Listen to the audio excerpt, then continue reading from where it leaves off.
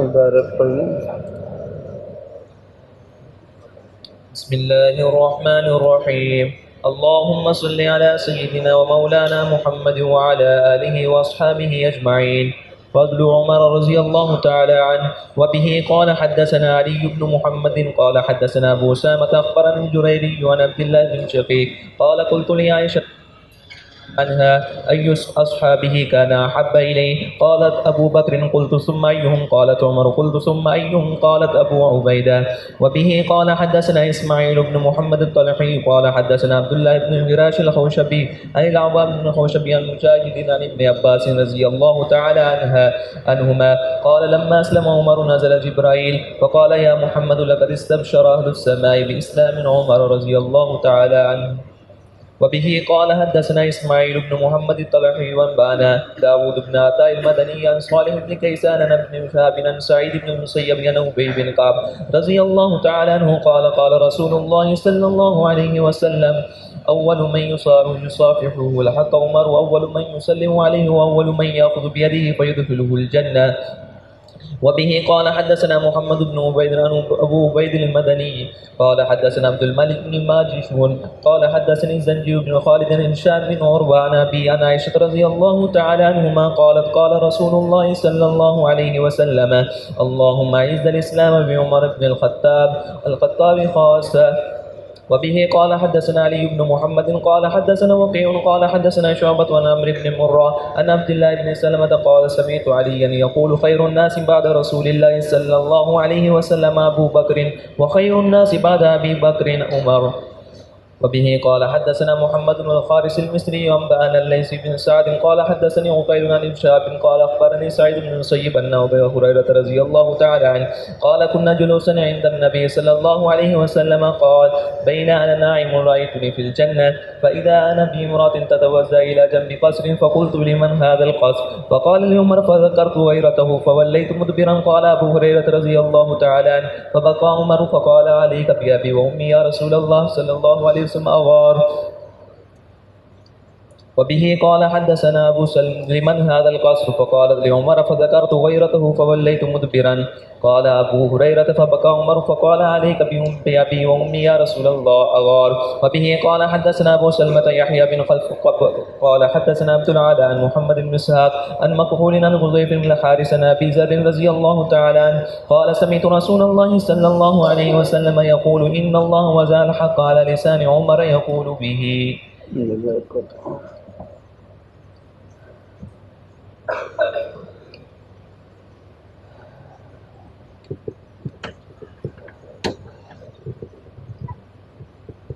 حضرات کی خدمت میں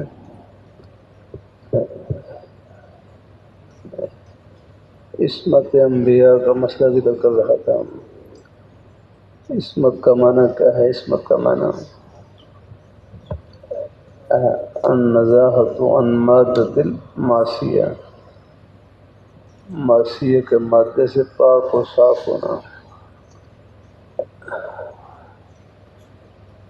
تھوڑی بہت تفسیر کر دی تھی میں نے.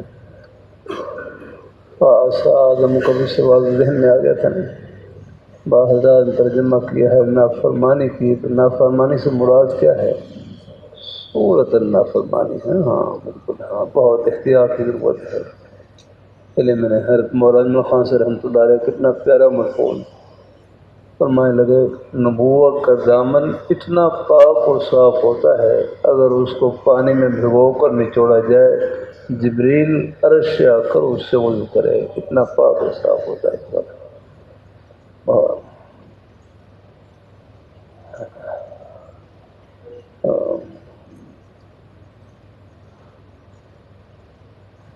جو انبیاء کی طرف گناہ کی نسبت کرتے ہیں بڑی غلطی کرتے ہیں، ٹھوکر کھاتے ہیں.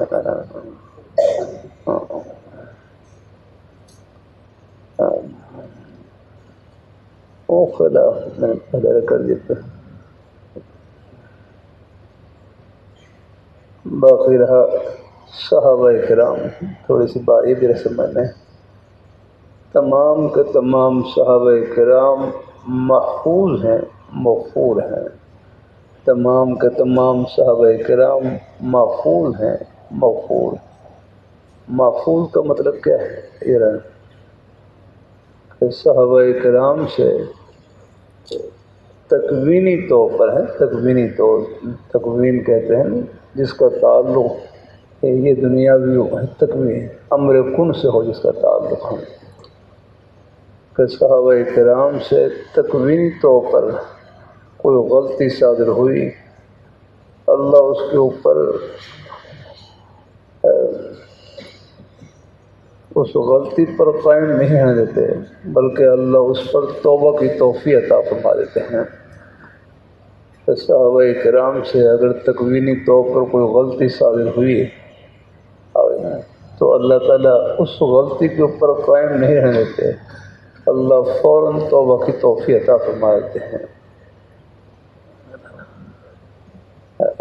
تمام صحابہ کرام ہماری آنکھوں میں ٹھنڈک اور سر کے تاج ہیں۔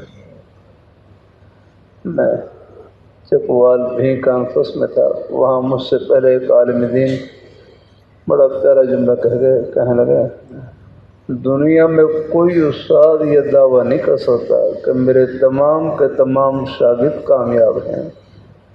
دنیا میں کوئی استاد یہ دعویٰ نہیں کر سکتا کہ میرے تمام کے تمام شاگرد کامیاب ہیں، فرمایا کائنات میں ایک ہی پیاری ہستی ہے، اللہ پاک کے پیارے حبیب صلی اللہ علیہ وآلہ وسلم، آپ یہ دعویٰ کر سکتے ہیں کہ میرے تمام کے تمام شاگرد کامیاب ہیں۔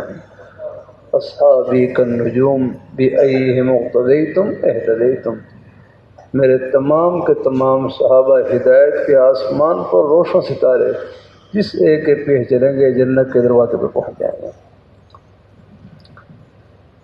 پھر اسلام عملی مذہب ہے۔ مدینہ منورہ میں ہمارے بزرگ مولانا القاری صاحب رحمۃ اللہ علیہ فرمانے لگے، اسلام عملی مذہب ہے، سب کو کر کے دکھلایا جاتا ہے۔ اور پھر حضرت شاہ عبد القادر رائے بڑوں کی کچھ باتیں جوڑ کر پھر آپ کے سامنے کوشش کرتا ہوں حلوہ پیش کرنے کی۔ ہمارے حضرت سید نفیس الحسین شاہ صاحب رحمۃ اللہ علیہ حضرت کی خدمت میں کئی مرتبہ یہ ملفوظ سنا ہے، جزاک اللہ خیر۔ ہمارے لگے کہ حضرت شاہ عبد القادر رائے رحمۃ اللہ علیہ، حضرت شاہ عبد القادر رائے رحمۃ اللہ علیہ، یہ چونکہ حضرت شاہ عبد القادر رائے رحمۃ اللہ علیہ خلیفہ تھے حضرت شاہ صاحب، فرمانے لگے کہ حضرت شاہ عبد القادر رائے رحمۃ اللہ علیہ فرمائے، یہ پہلا جو جملہ تھا کہ اسلام عملی مذہب ہے، یہ سب کو کر کے دکھلایا جاتا ہے، سب کو کر کے دکھایا۔ اب اگلا جملہ یہ حضرت شاہ عبد القادر رائے رحمۃ اللہ علیہ کا، حضرت فرمانے لگے اسلام عملی مذہب ہے، یہ نہیں اسی کی تشریح، سب کو کر کے دکھلایا جاتا ہے۔ فرمانے لگے کہ جو افعال نبوت کی شان کے مناسب تھے، کہ جو افعال نبوت کی شان کے مناسب تھے آگے وہ تو نبوت کی ذات سے صادق ہوئے، آگے ان میں نمونہ خود نبوت کی ذات بنی آگنا، کہ جو افعال نبوت کی شان کے مناسب تھے وہ نبوت کی ذات سے صادق ہوئے، ان میں نمونہ خود نبوت کی ذات بنی آگنا، اور جو افعال نبوت کی شان کے مناسب نہیں تھے ان میں نمونہ پیش کرنے کے لیے صحابہ کرام نے اپنے آپ کو پیش کیا کہ ان میں حضور نمونہ پیش کرنے کے لیے، نمونہ بننے کے لیے ہم حاضر ہیں، تاکہ اسلام کا معلوم ہو جائے کہ اسلام کوئی صرف الماری کا مذہب نہیں، یہ عملی مذہب ہے الحمدللہ، کہ جو افعال نبوت کی شان کے مناسب تھے، مثلا قضاء کا مسئلہ ہے، قضاء کا مسئلہ ہے، اب قضاء کا مسئلہ ہے، نماز قضا ہو گئی، فریق المال لیلۃ التعریض کا پڑھا ہوا نا آپ نے، لیکن یہ نبوت کے شان کے منافی نہیں آتا، قضا ہو جاتی ہے۔ اللہ اپنی مہربانی فرمائے، اور بہت سے مسائل ان میں نمونہ خود حضور کی ذات نے پیش کیا، لو کان لکم، لیکن جو افعال نبوت کی شان کے مناسب نہیں تھے ان میں نمونہ پیش کرنے کے لیے صحابہ کرام نے اپنے آپ کو پیش کیا کہ حضور ان میں نمونہ پیش کرنے کے لیے ہم حاضر ہیں۔ مثلا آپ دیکھ لیں، حدود ہے، قصاص ہے، اب ہے ظاہر ہے ان میں یعنی یہ واقعات ہی پیش آئے اپنا، پھر حج جاری ہوئی، جیسے حضرت ماعز اسلمی رضی اللہ تعالیٰ عنہ زنا کا فعل سرزد ہوا یا کرنا، یعنی تکوینی طور پر غلطی صادر ہوئی یا کرنا ہے، اور پھر ان کے اوپر ہے اللہ تعالیٰ کا حکم جاری ہوا، اب اصلاح و عملی نمونہ سامنے آ گیا۔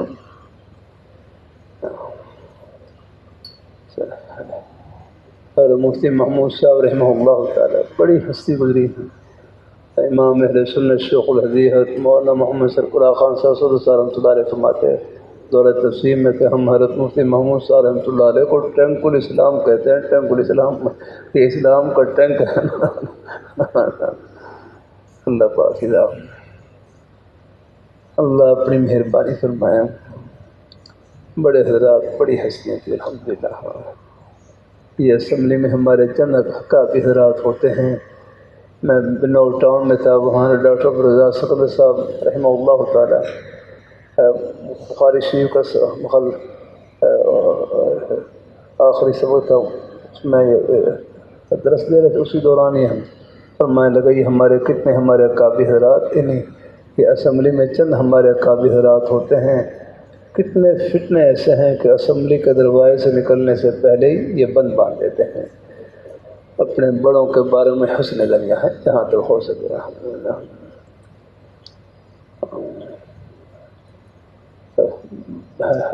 بڑوں کے بارے میں حسن بیعت بھی ذرا بچنا ہے نا۔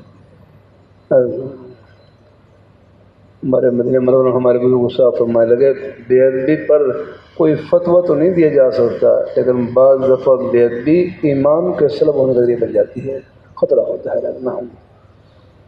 میں یہاں ایک بنات کے مدرسے میں تھا، دیہات میں ایک قصور علیہ قریب ایک دیہات ہے، وہاں بنات کے مدرسے میں تھا، تو وہاں پر ایک کتبہ لگا ہوا، اس میں حضرت گنگوئی رحمۃ اللہ علیہ کا مدفوع لکھا ہوا ہے۔ حضرت گنگوئی رحمۃ اللہ علیہ فرمائے کوئی جو کسی عالم دین کی، عالم ربانی کی، عالم دین کی توہین کرتا ہے، فرمائے قبر میں اس کا چہرہ قبلے سے پھیر دیا جاتا ہے۔ جو کسی عالم ربانی کی توہین کرتا ہے قبر میں عالم ربانی، عالم دین ان میں کوئی لفظ تھا، جو کسی عالم دین ہے سب عالم ہے اللہ۔ ہم تو خیر طالب علم ہیں جو واقعی علماء ہیں، ہمارے اکابر حضرات کا جو کسی عالم دین کی توہین کرتا ہے قبر میں اس کا چہرہ قبلے سے پھیر دیا جاتا ہے۔ میں اگر یقین نہ ہو تو قبر کھود کر دیکھ لینا، اور کوئی یہاں تک فرمایا۔ بہرحال ہے بڑوں کا ادب و احترام ہے، اللہ اپنی مہربانی فرمایا، بڑوں میں کچھ اختلاف رائے ہو بھی جائے لیکن ہم چھوٹوں کے لیے ہے، کسی کے ادب و احترام میں کوئی فرق نہ آ پایا۔ تو باقی رکھن حضرت تمام انبیاء ہے، صحابہ کرام محفوظ ہونے کا مطلب کیا ہے کہ اگر ان سے کوئی تکوینی طور پر غلطی سرزد ہوئی، اللہ اس کے اوپر قائم نہیں ہے دیتے، اللہ اس پر توبہ کی توفیق عطا فرما دیتے ہیں۔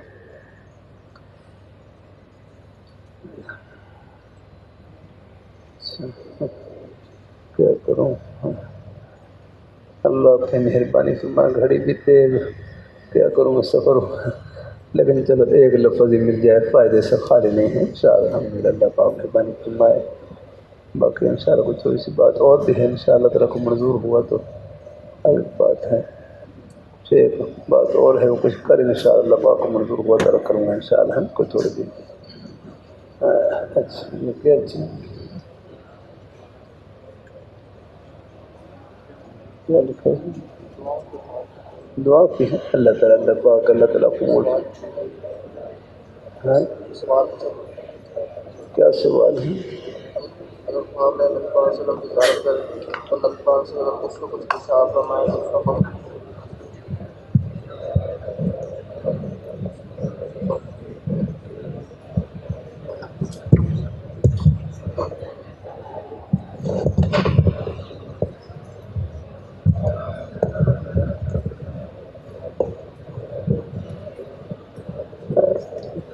نبی پاک صلی اللہ علیہ وسلم کی زیارت کرے اور اس کو کچھ ارشاد فرمائے، اس کام کا کرنا بھی حکم قطعی ہوتا ہے۔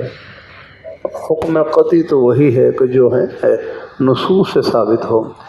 خواب جو ہوتا ہے نا، بعض دفعہ خواب کے سمجھنے میں کچھ مغالطہ لگ سکتا ہے، اس لیے خواب کا جو حکم ہوگا اس کو پرکھا جائے گا، اگر یعنی شریعت کے دائرے میں ہو، کہ بعض دفعہ خود سمجھنے میں غلط لگ جاتی ہے اگر وہ شریعت کے مطابق ہو تو پھر اس کو پر عمل کیا جائے گا الحمدللہ۔